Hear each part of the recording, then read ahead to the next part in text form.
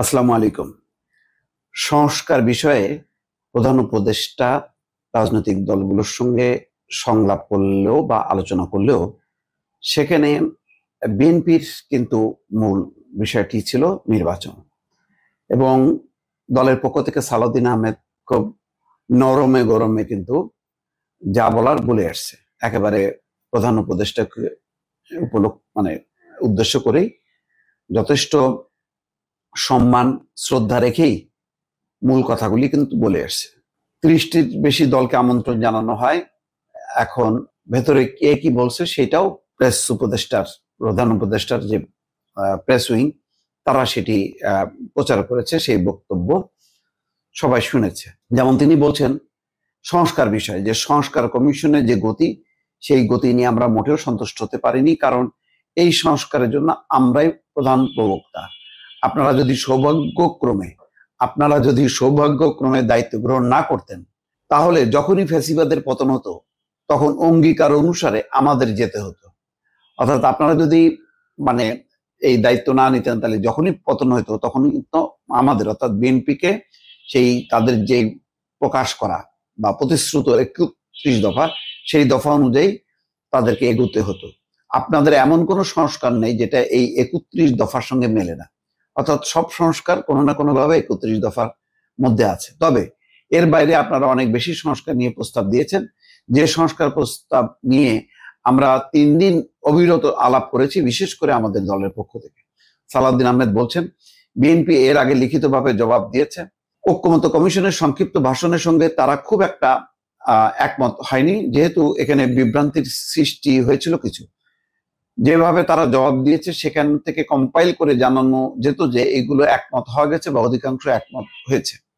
তিনি বলেন, যাই হোক, সংস্কার নিয়ে বেশি কথা বলবো না, বললে রিয়াজ ভাই কষ্ট পাবেন।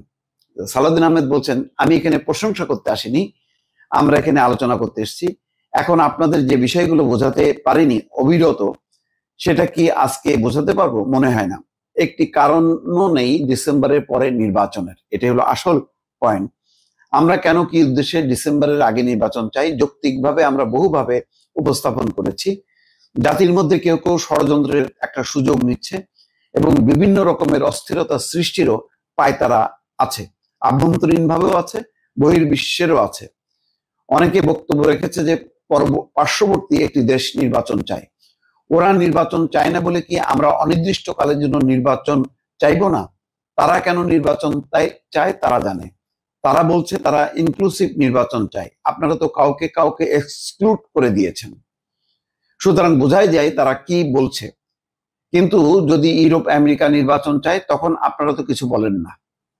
এবং দেশের ভেতরে এবং বাইরে বহু বিবৃতি আছে নির্বাচন চাওয়ার ব্যাপারে। সেই জন্য আমাদের দলের পক্ষ থেকে, সমমনা রাজনৈতিক দলের পক্ষ থেকে আমরা বলেছি, কিন্তু দুঃখজনকভাবে প্রধান উপদেষ্টা বলেছেন যে একটি মাত্র দল শুধু ডিসেম্বরের মধ্যে নির্বাচন চায়। ক্ষমা করবেন, এই বক্তব্য বোধহয় আমাদের আহত করেছে।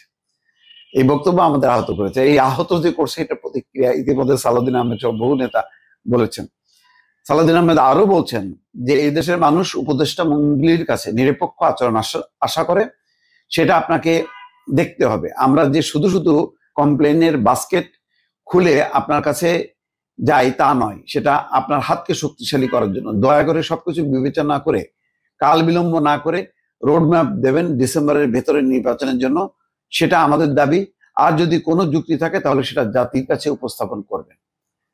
নরমে গরমে, দর্শক বুঝলেন, যথেষ্ট পরিমাণ শক্ত কথা, এমন কোনো কথা নেই যা বলেনি, কিন্তু বলার ধরনটা ছিল যথেষ্ট পরিমাণ সম্মানের সাথে, শ্রদ্ধার সাথে।